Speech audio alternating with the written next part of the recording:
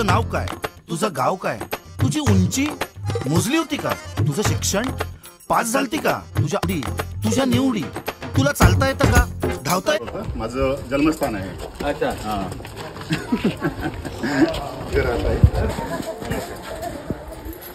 आपला एरिया पाट टावेली सर्व घरच आहे. अजून घराचा कलर पण चेंज झालेला नाही आहे. ठेवलेला आहे. चित्रपट स्थळ जो इथे चित्रित झालेला आहे या गावात आणि या घरात, तो आता येतोय महाराष्ट्रभरात.